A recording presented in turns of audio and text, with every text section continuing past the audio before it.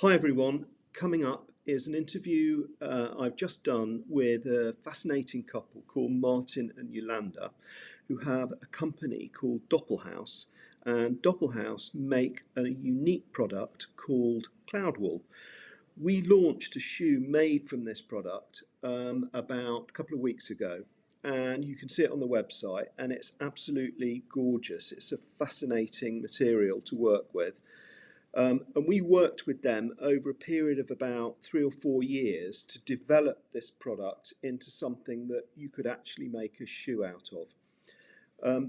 It's part of an overall project that we have to work with and find and experiment with new materials, and in particular to work with companies who will allow us in to work with them throughout the development phase so we can give our input as to what works for us in terms of manufacturing and in terms of the end product. So there will be more, a lot more, but in the meantime, have a listen. It's a fascinating story that they have to tell, and it's been a really enjoyable project. So, and please visit the website for more information, because the full interview is posted there, and you can see the product as well. Thanks a lot. Hope you enjoy it.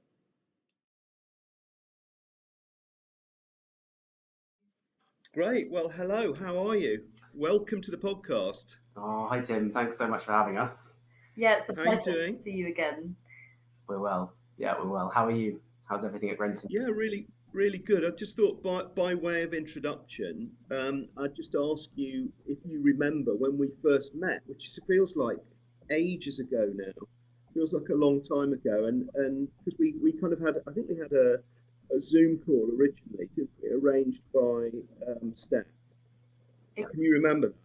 Yes, yeah, we had a call as part of the BFTT SME R&D program, many acronyms, Yeah, organised exactly. by University of the Arts London as part of a research and development project just for fashion and textiles and sustainable innovations. And our project lead, Steph Rolfe, she put us in touch with you, and we were really pleased to hear that you were interested in maybe using our material.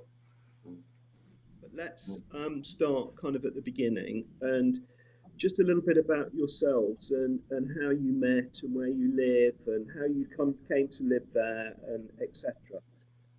Yeah, great. So, yeah, I'm Yolanda. This is Martin, and we met at primary school, actually Oh in wow. Colchester, and we've been friends since then.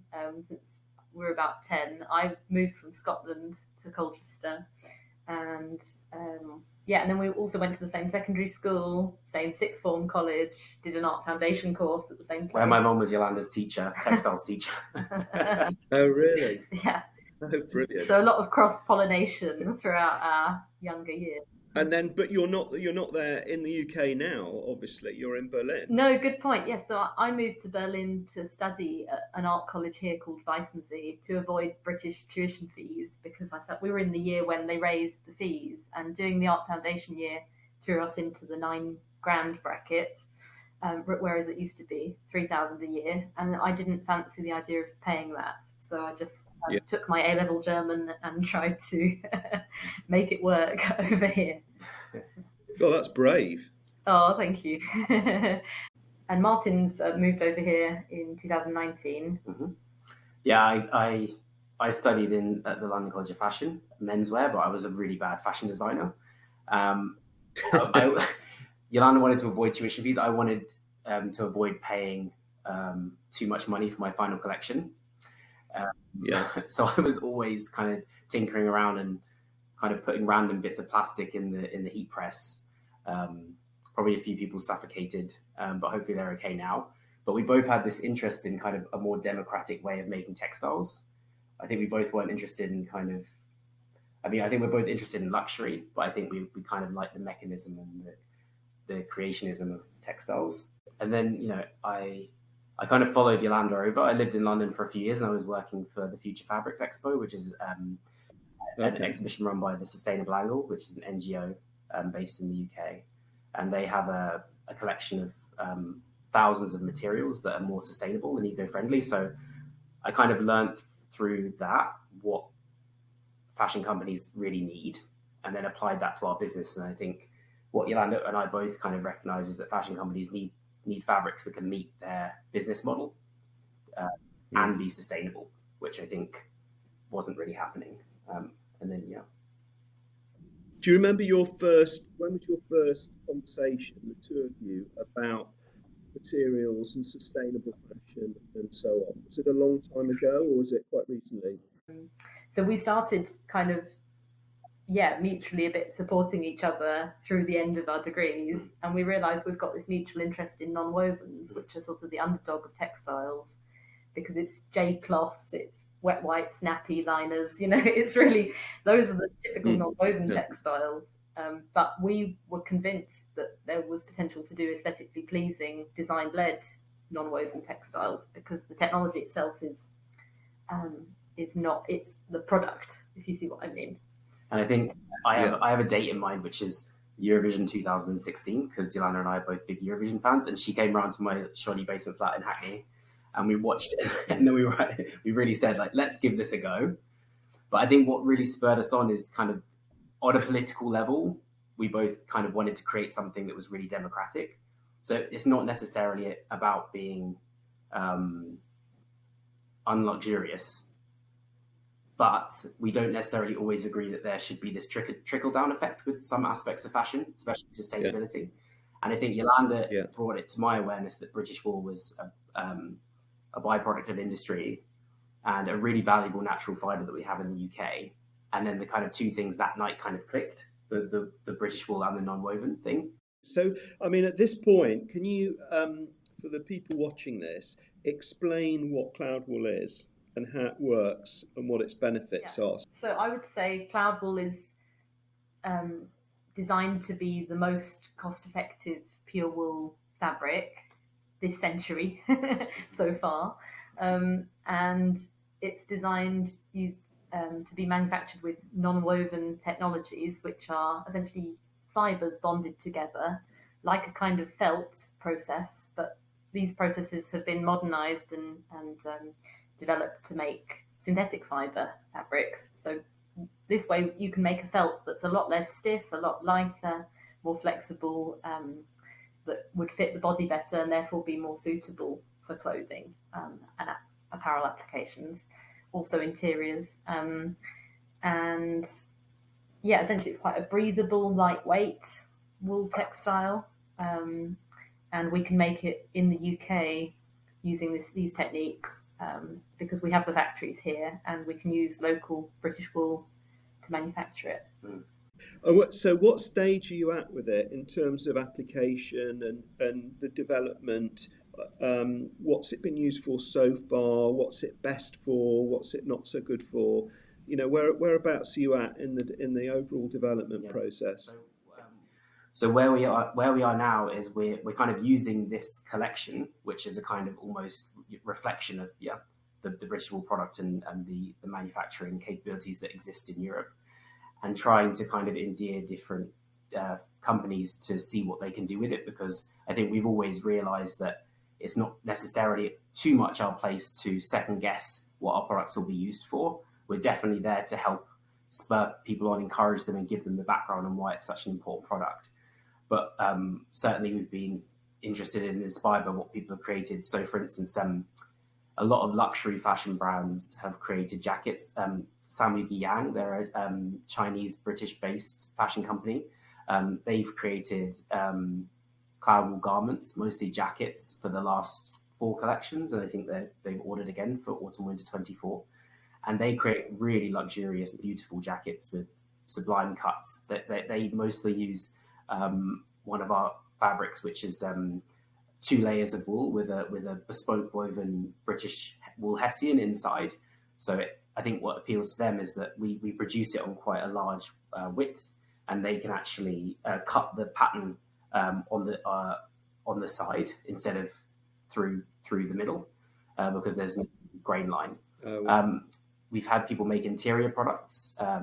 One of our materials is called Hessian Cloudwool, and with Hessian Cloudwool we wanted to produce a material that had structure, weight, but also looked really good when it was held up against a window. It has a really interesting translucent effect, and certain interiors companies have been really interested in that.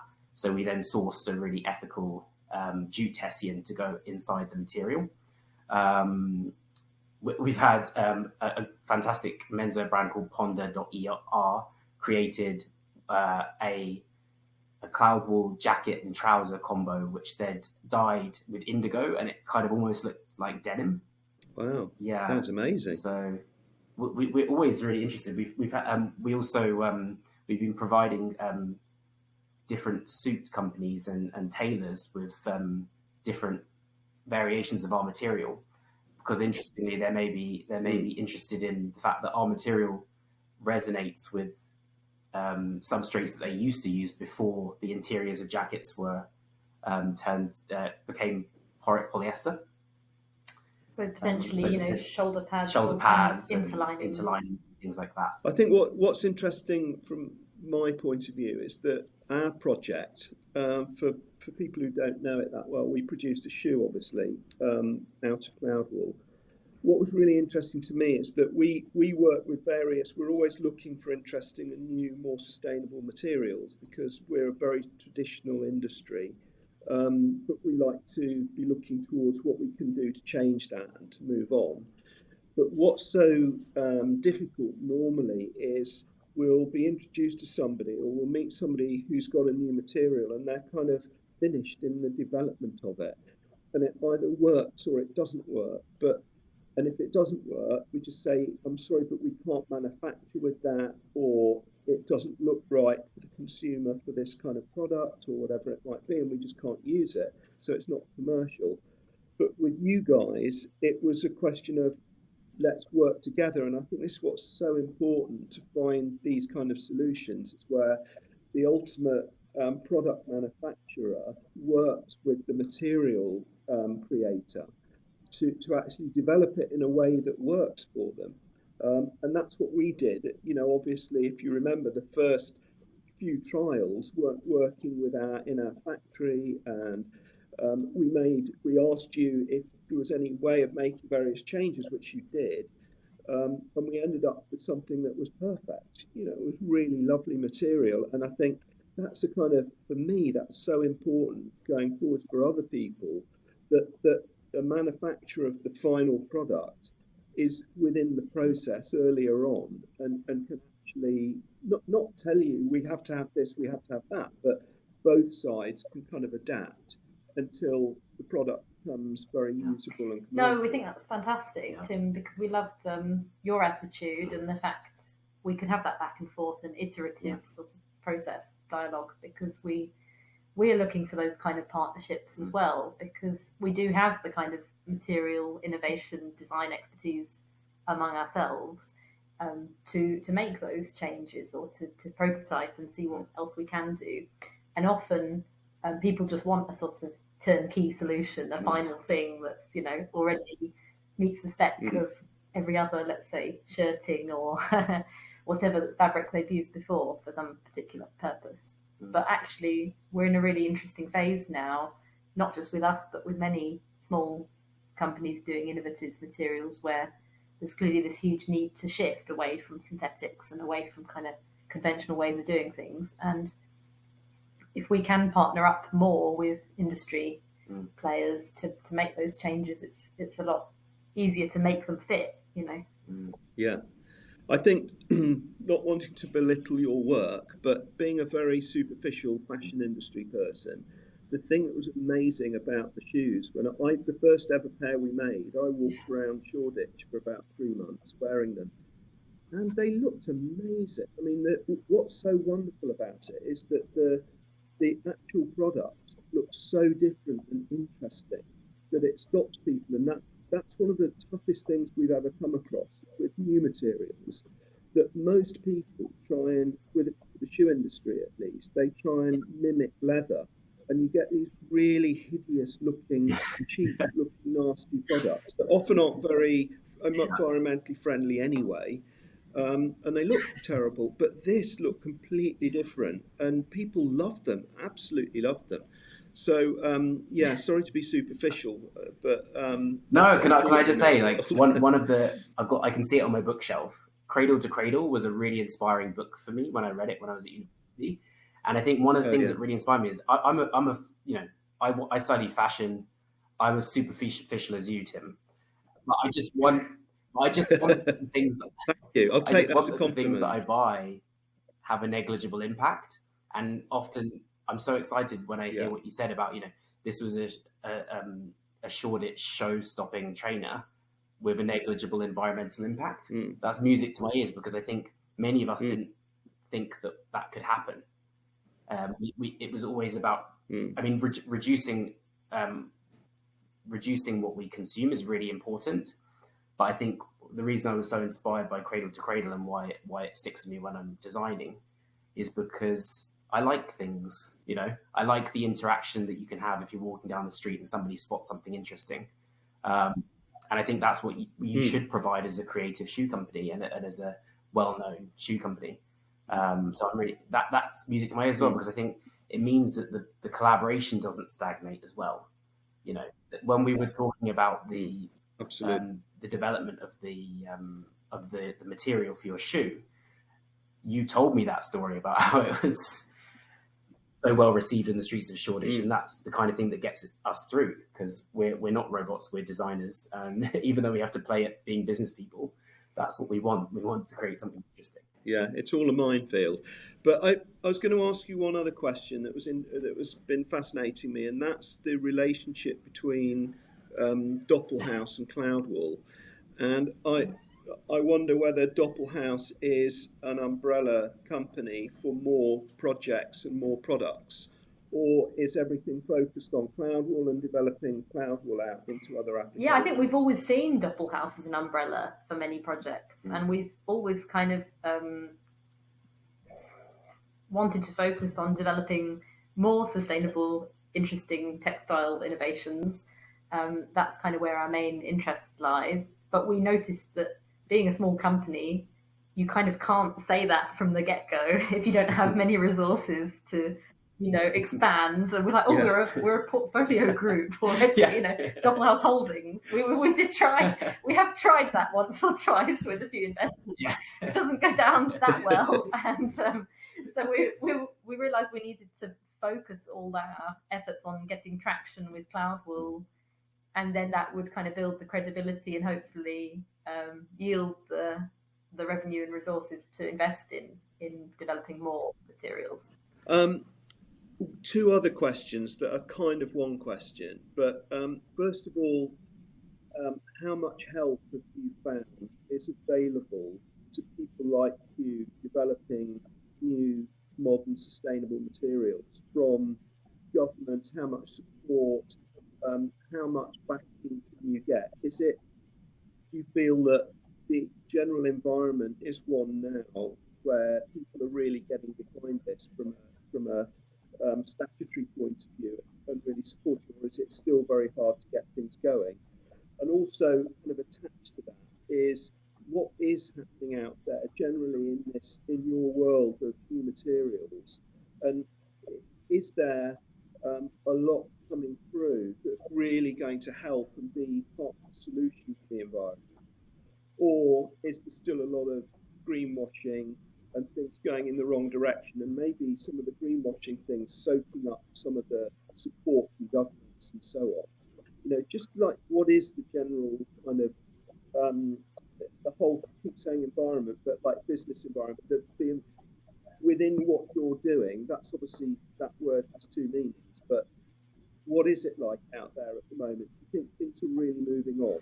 I think, generally speaking, there's a momentum within industry to transition to a more sustainable economy. And although the road to that transition is spoken in many different languages, so I mentioned Cradle to Cradle before, there's the Ellen MacArthur Foundation report. Certain things that inform people in industries on how to transition exist. Many, many different things exist. There's still a momentum towards change. But I think what's different now is that we've needed more information to actually to infuse the decision making within industry. So a kind of niche has emerged for us where we can kind of help brands deliberate and give them more information that will help them transition. But that also allows us to sneak in with our product. Similarly, the London Textile Fair now has an offshoot with the sustainability area. And I think that's where we got in. And I think this is a really reassuring thing to notice, that the transition towards sustainability has to be one that has to be one that is met with knowledge at its core. Otherwise, it turns into greenwashing. So the how we've kind of stepped into this industry and been able to break through, because let's remember that textile businesses tend to be some of the most traditional and oldest businesses. So the idea that we can establish ourselves as a textile business now is very interesting, and that's because of that opening that's been created, because of the motivation and intention for bigger fashion brands to transition.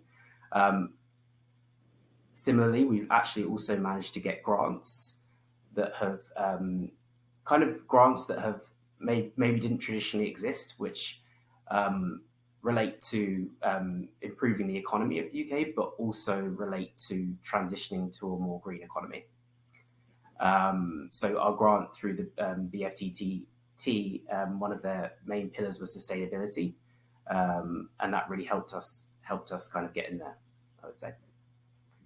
But yeah, I would say generally there hasn't been enough support. So the BFTT grant, which we were very grateful for, which was one that was the first of its kind, and we were in the first cohort of that from University of the Arts London, and they had kind of designed that funding consortium because they could see there was a real gap where fashion and textiles wasn't being included in a lot of, let's say, Innovate UK funding and government funding. And we also are definitely struggling to raise investment because it's not enough of a kind of signposted trend area compared to digitalization or other kind of key renewable energy, for example, where there's a lot more investment happening. And there are definitely a huge kind of schemes that are increasing. And in for example, H&M's Global Change Award has become like the prize to apply to. Or I'm trying to think what else there is, Martin, but there's so many. Yeah, there's definitely a few sorts of schemes in our space that are key. Also, the Mills Fabrica are kind of an investment body who are focused just on this space. But quite often, then we're competing against one another to get established. We're competing against our peers for those two sorts of opportunities, rather than us all, there being space for us all to grow. Fantastic. Well, I think you've done an amazing job, and it's only the beginning of the journey, obviously. So we're excited about what we've done so far, and we're really proud of the shoe. And hopefully there'll be more. I particularly like the sound of that indigo dyed fabric you mentioned earlier. That sounds perfect for shoemaking. So listen, I just want to say thank you so much. Thanks for the process. I really enjoyed it. Love to do it again. And thanks for coming on the podcast and for supporting it and everything. And, hopefully we can talk thank you, again Tim. very soon. It's been a pleasure working together. Yeah, thank you so much, Tim. You're amazing, and your team as well. Thank you. Cheers. Have a lovely one. Thanks for coming on. See you soon.